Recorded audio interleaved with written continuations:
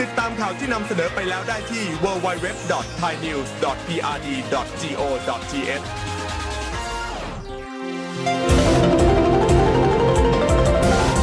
วิทยุแห่งประเทศไทย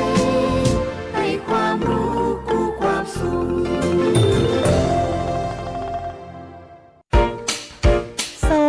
ช่วงนี้ฉันปวดหัวปวดตาจังเลยอ่ะน้ำตาก็ไหลงานก็เยอะมากต้องส่งงานด่วนด้วยฉันจะทำยังไงดีล่ะเนี่ยเพื่อนรักปัญหาแบบนี้ฉันเจอมาก่อนแต่พอไปตรวจวัดสายตาปัญหาก็หายไปทันทีนะ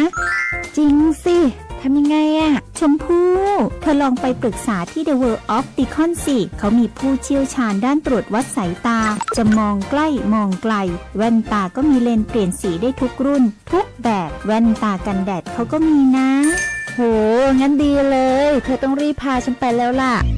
The World of Opticon รับปรึกษาปัญหาด้านสายตาตรวจวัดสายตาด้วยระบบคอมพิวเตอร์ที่ทันสมัยจำหน่ายแว่นตานาฬิกาทุกชนิดและคอนแทคเลนส์ทุกรุ่นหรือจะซ่อมก็มีช่างผู้ชำนาญงานละเอียดทุกขั้นตอนไปได้เลยที่ The World of Opticon ถนนภูเก็ตมุมแยกกาดน้ำทองที่จอดรถสะดวกสบายโทร 0546279972เป็นอะหยังเนี่ยนาเศร้านาหมองกึดนักกะจะบอกฮือขึ้นหักได้จะได้ป่ะก็เรื่องหนี้เรื่องสินเนี่ยมันกวนใจมันหาตังออกบ่ได้เนี่ยเอ้าแล้วอย่างบอกไปลองปรึกษากองทุนฟื้นฟูและพัฒนาเกษตรกรพอได้ขึ้นทะเบียนเป็นสมาชิกกองทุนไว้กอแน่ถ้าจะยังบ่ฮู้แน่ก็ถ้าเป็นสมาชิกแล้วมีหนี้ในระบบเกี่ยวกับการเกษตรก็สามารถยื่นขอขึ้นทะเบียนหนี้กับสำนักงานกองทุนฟื้นฟูและพัฒนาเกษตรกรสาขาแปรได้เขาจะให้คำปรึกษาแล้วก็ช่วยแก้ไขปัญหาหนี้สินของเกษตรกรด้วยนะโอ้มันมีจีอี้ตัวอีมีเหมือนกันนะเฮาไปสมัครเข้าองค์กรหรือจัดตั้งกลุ่มใหม่รวมกันบ่น้อยกว่า50คนก็ได้แล้วก็ไปขอรายละเอียดยื่นเสนอแผนและโครงการเพื่อฟื้นฟูและพัฒนาอาชีพของเฮาแต่ถ้าเฮาบ่มีหนี้บ่มีสินนุจะมีอย่างมาส่งเสริมเกษตรกรพ้องอ๋อบ่ยากเลยปรึกษาสำนักงานกองทุนฟื้นฟูและพัฒนาเกษตรกรสาขาแปรตั้งอยู่ตีถนนกาดน้ำทองหลังบิ๊กซีแปรตำบลนาจักอำเภอเมืองแปรจังหวัดแปรโทร054-534-381เกษตรกรติดไปติดต่อบ่ได้เสียค่าใช้จ่ายใดๆทั้งสิ้นเด้อ365นับอะไรครับคุณนับถอยหลังอายุพรบใหม่ของรถเราไงอายุลดลงทุกวันแต่รับประกันความคุ้มครองเหมือนเดิมตลอดปีต่อพรบแค่ปีละครั้งอุ่นใจราคาก็ไม่แพงดีค่ะงั้นพรุ่งนี้ฉันช่วยนับและพรบของรถคุณล่ะครับเหลืออีกกี่วัน365วันให้ความสำคัญกับพรบด้วยความปรารถนาดีจากสำนักงานคปภ.สายด่วนประกันภัยโทร1186เสริมสร้างศักยภาพให้ธุรกิจของคุณด้วยการแปรรูปสินค้าเกษตรสู่ฟิวเจอร์ฟู้ดติดอาวุธทางปัญญาให้พร้อมแข่งขันในตลาดยุคใหม่เรียนรู้ดูงานและต่อยอดกับผู้เชี่ยวชาญมืออาชีพกับโครงการลานนาฟิวเจอร์ฟู้ดสมัครง่ายๆผ่านแบบฟอร์มออนไลน์เพจ Facebook สำนักงานอุตสาหกรรมจังหวัดพะเยาสำนักงานอุตสาหกรรมจังหวัดเชียงรายสำนักงานอุตสาหกรรมจังหวัดแพร่และสำนักงานอุตสาหกรรมจังหวัดน่านหรือโทร084-363-2216สมัครฟรีรับจำนวนจำกัดเสริมศักยภาพวันนี้เพื่อความได้เปรียบในวันพรุ่งนี้ลานนาฟิวเจอร์ฟู้ดโอกาสดีๆที่คุณไม่ควรพลาด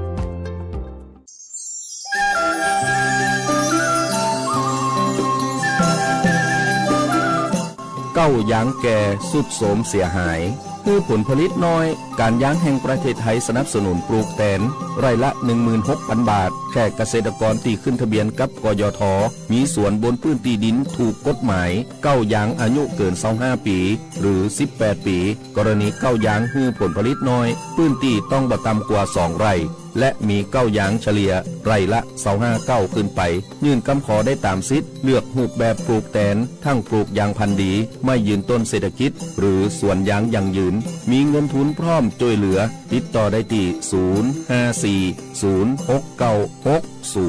054-069-605การยางแห่งประเทศไทยจังหวัดแพร่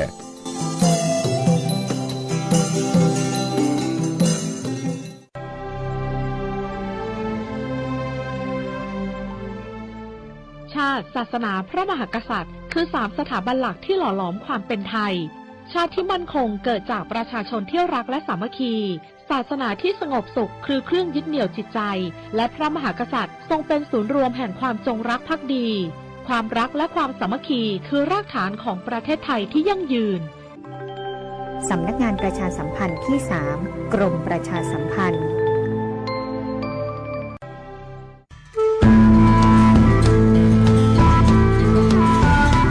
มอห้อมไม้ซักถิ่นหักพระล้อจ่อแฮสีเมืองหรือเรื่องแพะเมืองผีขนแป่นี่ใจงามเจ้าจังหวัดแป่ขอต้อนรับนักท่องเที่ยวทุกท่านตีมาเยือนหมู่เฮาด้วยความยินดียิ่งเจ้า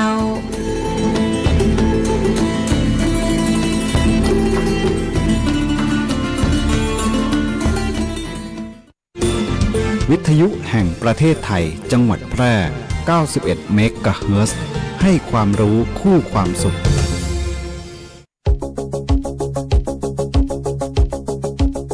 ข่าวสารฉับไวใกล้ตัวบริการทันใจร่วมแรงร่วมใจงานบ้านงานบุญประกวดราคาโปร่งใส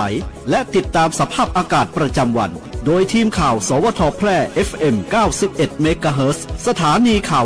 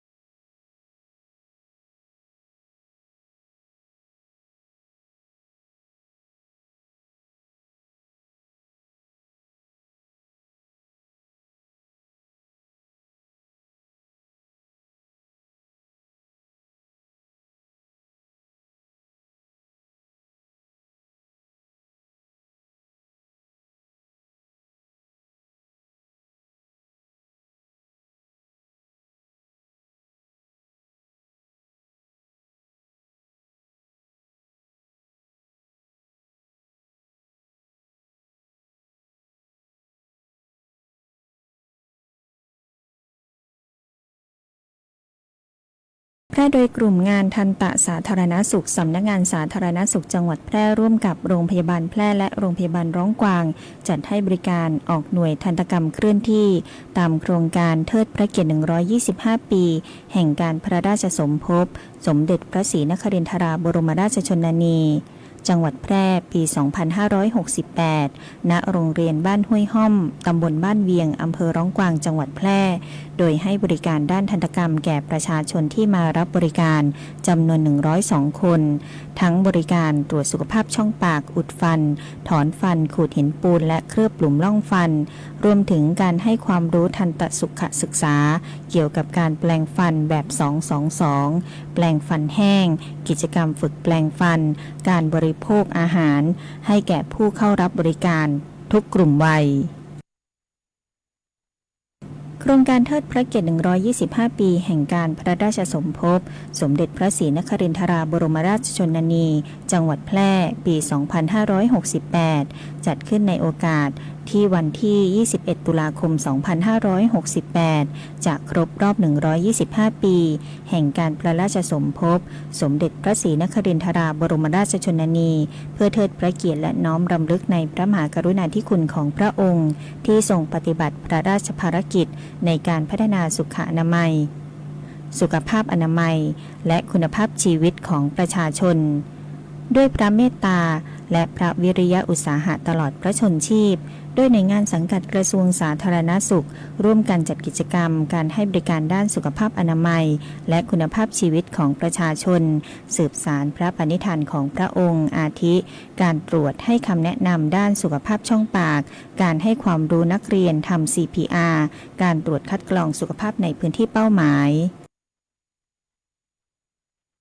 จังหวัดแพร่กำหนด1อำเภอ1พื้นที่ต้นแบบด้านพัฒนาสังคมอาศัยความร่วมมือของชุมชนลดปัจจัยเสี่ยงจากบุหรี่ไฟฟ้าและปัญหายาเสพติดนายคุณากร ขชฮิรัญ รองผู้ว่าราชการจังหวัดแพร่เปิดเผยว่าในการติดตามการให้ความช่วยเหลือและเยี่ยมบ้านผู้ป่วยติดเตียงผู้พิการผู้สูงอายุในพื้นที่ตำบลทุ่งแล้งอำเภอรองจังหวัดแพร่โดยได้รับรายงานว่าพบผู้ป่วยจิตเวชในอำเภอรองมากถึงจำนวน342คนโดยเฉพาะในพื้นที่ตำบลทุ่งแล้งมีผู้ป่วยรุนแรงที่ต้องเฝ้าระวังระดับสีแดงจำนวน8คนระดับสีเหลือง25คนและระดับสีเขียว21คนซึ่งปัญหาการเพิ่มขึ้นของผู้ป่วยจิตเวชเกิดจากการใช้สารเสพติดและความเครียดจากสภาวะเศรษฐกิจเป็นสาเหตุหลักโดยแนวทางการแก้ไขปัญหาเบื้องต้นชุมชนได้ส่งเสริมการมีส่วนร่วมของเครือข่ายพัฒนาระบบค้นหาผู้ป่วยนำเข้าสู่ระบบบำบัดรักษามีการตั้งศิรานีชุมชนในการให้คำปรึกษาและขยายไปถึงระดับโรงเรียนกลุ่มเด็กเยาวชนทั้งนี้จังหวัดแพร่ได้กำหนดแนวทาง1อำเภอ1พื้นที่ต้นแบบด้านพัฒนาสังคมในการลดปัจจัยเสี่ยงด้านการใช้บุหรี่ไฟฟ้าและสารเสพติดสร้างความเข้มแข็งให้กับชุมชนอาทิอำเภอรองมีชุมชนพอเพียงที่ช่วยกันดูแลและป้องกันปัญหายาเสพติดส่งเสริมอาชีพสร้างรายได้ในชุมชนหรืออำเภอวังชิ้นที่เป็นพื้นที่ต้นแบบด้านการมีส่วนร่วมของเด็กเยาวชนโดยได้รวมกลุ่มเยาวชน3กลุ่มเป็นสภาเด็กและเยาวชนจิตอาสาหัวใจสิงห์มาร่วมแก้ไขปัญหาเป็นต้นแบบความสำเร็จและขยายผลไปสู่ชุมชนอื่นๆต่อไป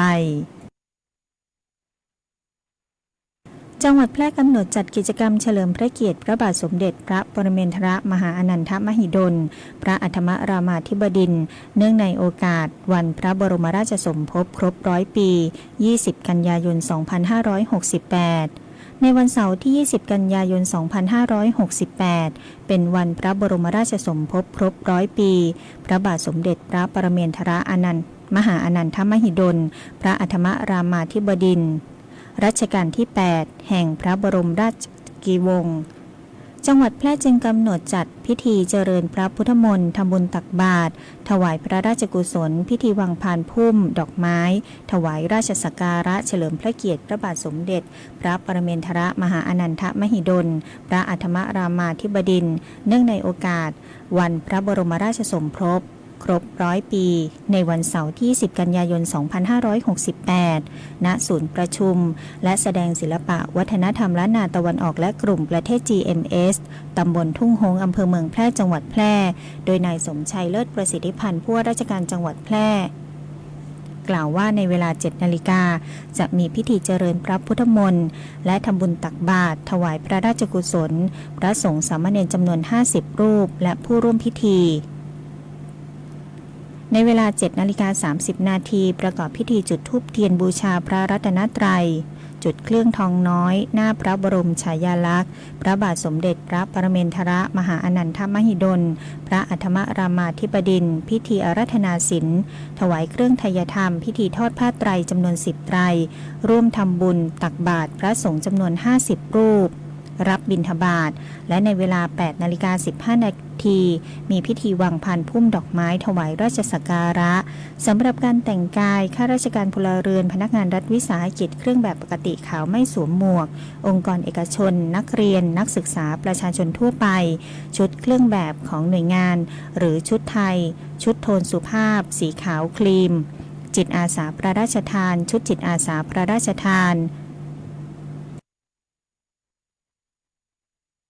ธนาคารแห่งประเทศไทยกระทรวงดิจิทัลเพื่อเศรษฐกิจและสังคมมั่นใจปลดล็อกบัญชีผู้ใช้บริสุทธิ์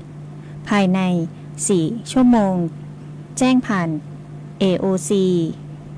จากมาตรการการตรวจสอบและปิดกั้นบัญชีม้าของมิจฉาชีพเพื่อติดตามเส้นทางการเงินและนำเงินจากการก่ออาชญากรรมออนไลน์ของมิจฉาชีพกลับคืนมาให้กับผู้เสียหายแต่มาตรการดังกล่าวส่งผลกระทบต่อประชาชนผู้บริสุทธิ์ที่ถูกระงับธุรกรรมและระงับวงเงินธนาคารแห่งประเทศไทยกระทรวงดิจิทัลเพื่อเศรษฐกิจและสังคมสมาคมธนาคารไทยสำนักงานป้องกันและปราบปรามการฟอกเงินและกองบัญชาการตำรวจสืบสวนสอบสวนอาชญากรรมทางเทคโนโลยีได้ร่วมกันปรับมาตรการ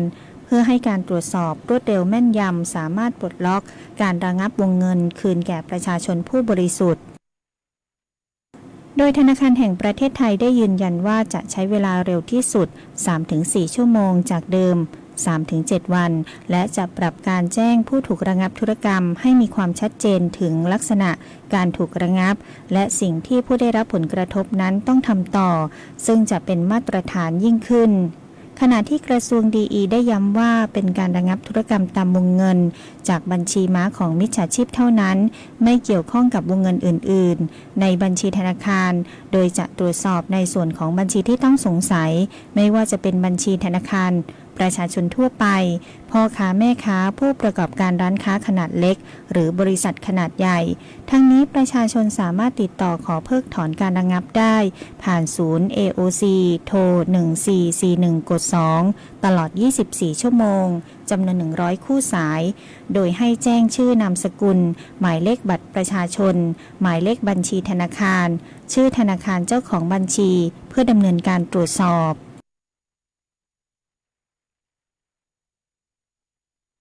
เอกสารจะซื้อชุดนี้ต้องผ่านขั้นตอนตรวจสอบในนิดาถึงจะเร่งแค่ไหนเราก็ต้องทำให้โปร่งใสหนูเข้าใจค่ะอาจารย์ทุกขั้นตอนต้องมีหลักฐานมีเหตุผลเราไม่ได้ทำเพื่อใครคนเดียวแต่เพื่อประชาชนทั้งประเทศค่ะดีแล้วที่คิดแบบนี้อำนาจในมือข้าราชการไม่ใช่เรื่องเล็กถ้าเผลอใช้ผิดมันจะกลายเป็นบาดแผลของระบบราชการหนูเชื่อว่าถ้าเริ่มจากตัวเราไม่โกงกล้าพูดกล้าปฏิเสธแม้แต่เรื่องเล็กๆเราก็จะสร้างวัฒนธรรมใหม่ได้จริงถูกต้องไม่โกงแม้แต่บาทเดียวอาจฟังดูเล็กน้อยแต่ถ้าทุกคนคิดแบบนี้ประเทศเราจะเดินหน้าได้อย่างมั่นคงการทุจริตไม่ใช่เรื่องไกลตัวเริ่มต้นจากจุดเล็กๆแต่ส่งผลใหญ่หลวงข้าราชการไทยต้องโปร่งใสตรวจสอบได้และรับผิดชอบต่อสังคมเพราะศรัทธาของประชาชนคือพลังของราชการที่แท้จริงโปร่งใสเข้มแข็งรวมต้านโกงสนับสนุนโดยกองทุนปปช.และสำนักงานปปช.ประจำจังหวัดแพร่พบเห็นการทุจริตแจ้งสายด่วนปปช.โทร 1205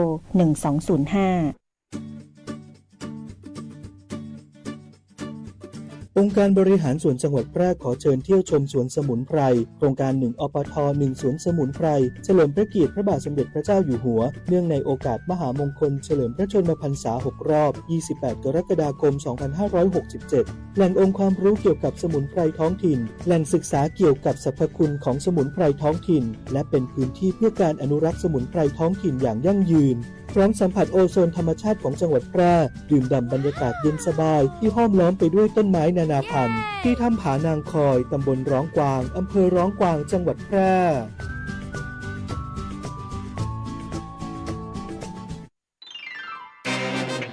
กฎหมายง่ายจังแค่ฟังก็เข้าใจโดยสำนักงานกิจการยุติธรรม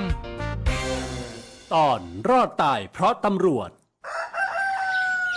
อ้าวทิดดำเลิกขับแท็กซี่แล้วเหรอทำไมกลับมาอยู่บ้านโอ้ยเลิกแล้วอันตรายมันเยอะนะเฮ้ยโจรจี้แท็กซี่มีทุกวันฉันไม่กล้าขับแล้วก่อนจะเลิกขับฉันยังเกือบถูกจี้เลยจริงเหรอรอดมาได้ยังไงล่ะ โอ้เจอจุดตรวจนะสิตำรวจค้นเจออาวุธมีดจากผู้โดยสารเลยจับตัวไปเลยสิโหขืนไม่เจอจุดตรวจนะฉันอาจโดนปาดคอไปแล้วโชคดีของทิศดำจริงๆนะที่เจอตำรวจเพราะกฎหมายวิธีพิจารณาความอาญาว่าไว้ถ้าตำรวจเจอคนที่มีลักษณะพฤติกรรมน่าสงสัยว่าจะก่อเหตุร้ายอันตรายแก่คนอื่นหรือทรัพย์สินของคนอื่นโดยมีเครื่องมือหรืออาวุธตำรวจสามารถจับกลุ่มได้เลยโดยไม่ต้องมีหมายจับค่ะโอ้โหอย่างนี้ทิศดำก็รักตำรวจสุดหัวใจเลยละสิที่ทำให้รอดตายมา หากสงสัยเรื่องกฎหมายหรือได้รับความไม่เป็นธรรมติดต่อสำนักงานยุติธรรมจังหวัดทั่วประเทศหรือโทรสายด่วนยุติธรรม1111กด77นะ จะบอกให้ มัดรวมข่าวสารจากภาครัฐเจาะลึกประเด็นฮ้อนจาก8จังหวัดภาคเหนือตอนบนกับทีมนักจัดรายการ11สถานีในรายการอู้ข่าวเจ้าเหนือป้ากับช่วงพยากรณ์อากาศและเตือนภัยรายวันกดสวายกระจายข่าวข่าวสารบ้านเฮาและปาแอลเมืองเหนือเวลาดี 4-5 โมงแรงผู้วันจันทร์ถึงวันศุกร์รับฟังต่างวิทยุแห่งประเทศไทย8จังหวัดภาคเหนือตอนบน11สถานีวิทยุสวทเจียงใหม่เจียงไฮ้พะเยาแป้น่านลำปางละปูนแม่ฮ่องสอนแม่เสรียงฝางและสวทเพื่อการเรียนรู้และเตือนภัยภาคเหนือ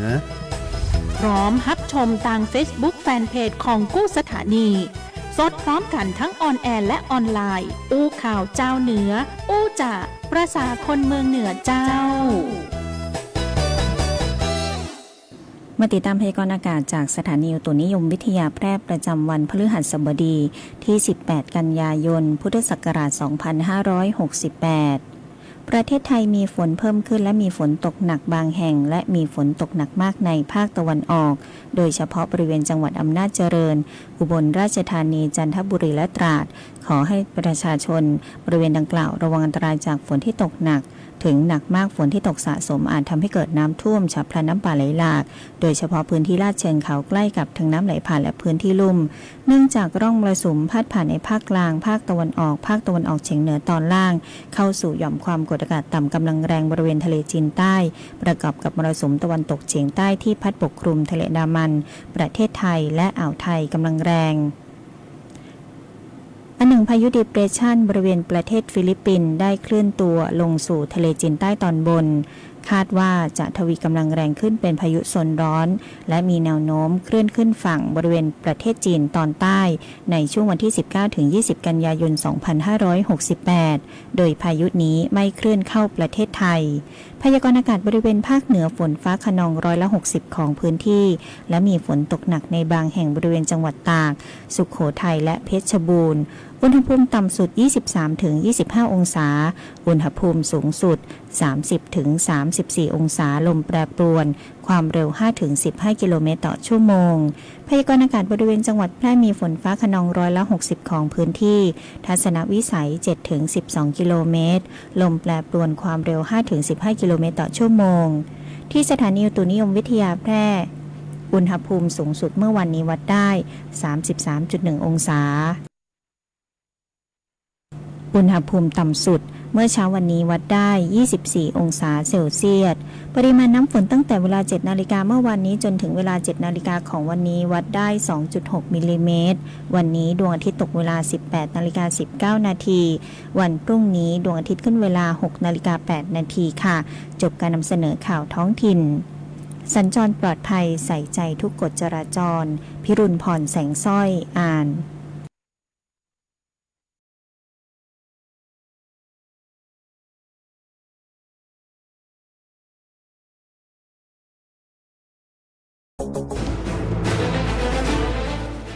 10 วิธีเพิ่มความปลอดภัยทางไซเบอร์ใช้รหัสผ่านที่มี